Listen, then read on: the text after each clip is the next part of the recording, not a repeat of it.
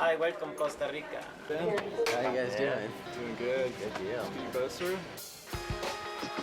One of the coolest things about Costa Rica is, geographically it's such a small country and there's so much packed in such a small place. So we fly into San Jose, it's a big city. There's lots of stuff going on, lots of people. We loaded up the van, and as soon as you pretty much leave the city, you're headed up into the jungle. I mean, it's immediate, and you're just starting to climb these hills, and it just turns into rainforest, and there's coffee plantations, and seeing birds flying on the side, and the monkeys hopping around, and we're seeing the people riding horses along that probably had never even seen surfers or kayaks before. And so in Costa Rica, you have full-on mountains and jungle, and that's where you'll find the rivers. There's all kinds of creeks, wildlife, birds, snakes, spiders, creepy crawly things, just green, lush trees, full-on rainforest. And the jungle is alive. There's animals everywhere, creatures everywhere.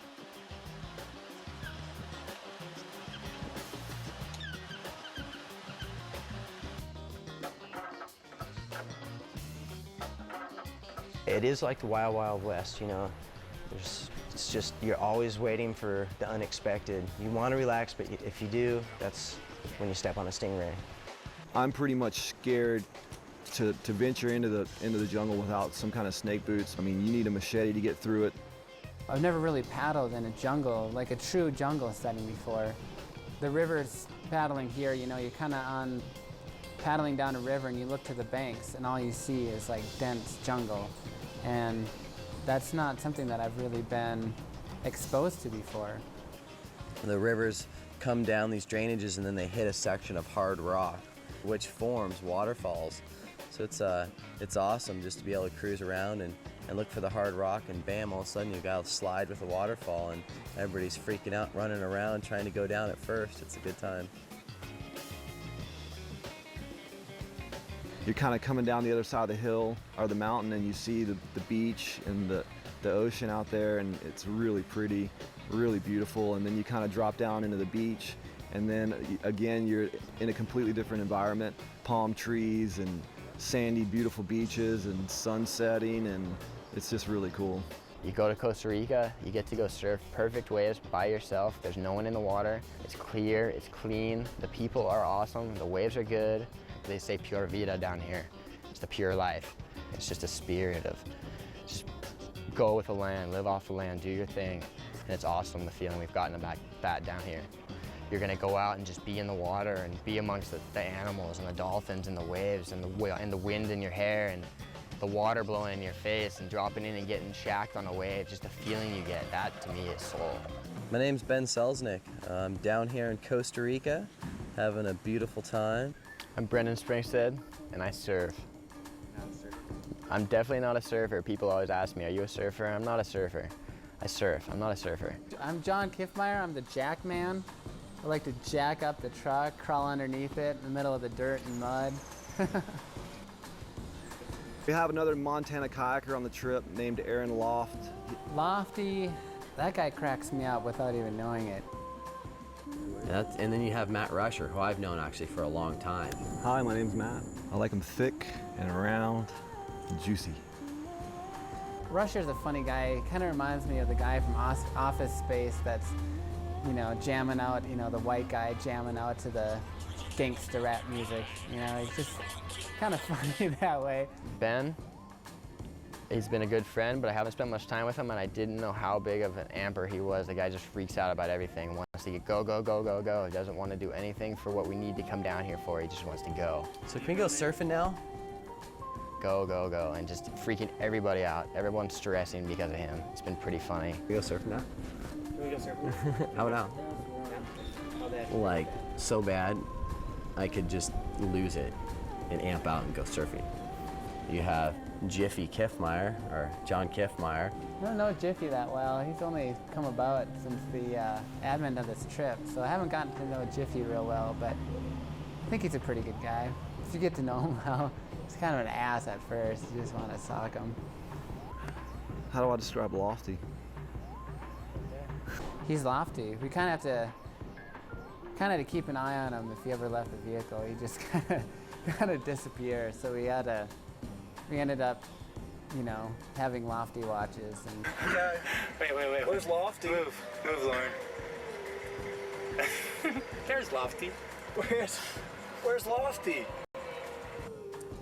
the film crew that we had on this trip to begin with was a guy by the name of Trask McFarlane. He always gets her done. Lauren, been a good roommate, funny guy, smokes a lot of cigarettes, just hangs out, was out in the water a couple times. I saw him going the wrong way on some waves. It was kind of classic. I'm not the only amper on this trip, I don't think. I mean, Lauren definitely can amp out a little bit as well. Oh yeah, I didn't have it in four-wheel drive or in second gear ever. Or in first? Or in first. I bet if you went in first, you wouldn't have to hit brakes the whole Hey, way. that's kind of The weird. guy who's worked the hardest, Arden Oksanen, he's doing public relations out on the beach.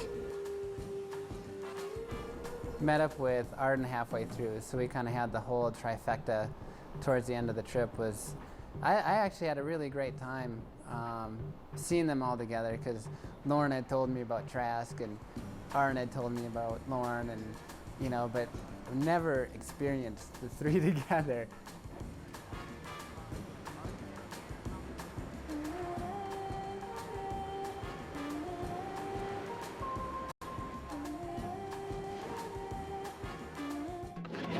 Trying to put the sticker on the car.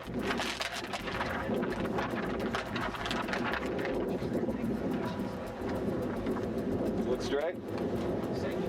It's all about the removal. It's all about the peel. I'm not through. My next one out. Are we there yet? We drove from San Jose through Jaco, which was the first big town we got to. On the way, we stopped at crocodiles on a bridge, and we were fishing for them with coconuts and a rope. It was pretty cool. The kid, fish on! I'm trying to bait these crocodiles to stand up. Yeah! So we're just having some fun here with crocodiles today. There's one big crocodile down there that is just not letting anybody else play the game. Ben and Lauren actually hooked one on a tooth with the line and pulled it out of the water. We got some cool pictures of it. It was awesome. So we went south down the Pacific coast to a place called Dominical, Playa Dominical, to see about some surf. It's pretty much a world-class break when there's some swell. We kind of get set up with a hotel and we do a small surf session, just kind of getting accustomed to the place. It's pretty small swell this time of year. And we go to this bar and this guy sitting beside me turns to me and goes, "Are you with the kayakers?" And there's sometimes some animosity between kayakers and surfers. So, and I had been surfing that day, so I kind of instinctively said no, I was out surfing today. And just not knowing where he was coming from with that question, I didn't know who he was or anything. And all of a sudden somebody whispers to me, "That's Jimmy Scott." And the name kind of sounded familiar because of I'm a snowboarder as well. And then they were like, "Yeah, he's won X Games and he's a world champion," and blah, blah, blah. And it kind of started, I kind of started figuring it out, and the name seemed really, really more familiar to me. And him and his buddy Rick said, "Hey, come to our surf camp tomorrow." And they told us how to get there, and we jumped in the rig and got there nice and early, got a little bit lost again. It turns out that Jimmy, he grew up surfing in La Jolla. He's actually from Del Mar, which is a little bit north of where I grew up, but he grew up surfing Wind and Sea and Big Rock and Little Point and Horseshoe and all the waves that I used to ride my skateboard down to when I was growing up, when I was a little girl. He's probably 10 years, 11 years older than I am, so he was probably one of the guys in the water that I was watching surf, wanting to be like. He's down here surfing by himself in front of a palm grove, his house. There's nobody for miles. People laying out down the beach, maybe. He might see a couple people walk by during the day, but he said that when we were out and there was 2 people surfing and 2 people in kayaks, it was the biggest crowd he had ever seen there. Some fun waves, not really super good. I mean, there's a touch of a beginning of a swell, it seems like, but it's not a constant, so it's real inconsistent. And just gotta find the good ones and do the best you can. You know, make the best out of whatever you have. You know, that's what's the best part about living here in one place. I'm gonna go surf, get my ass kicked, because I've only surfed 3 times in my life. But you, I'm getting my stuff on, I'm surfing.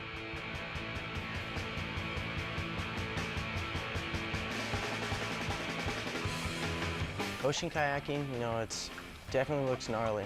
And, you know, to me, when I'm paddling out on a surfboard and I see a guy going over, it's like, wow, you know, is he in control or is he not in control? And most of the time they are, but you don't know because you've never been around it. So it's very startling to see someone out there on an ocean kayak. But it's really cool to watch them catch waves.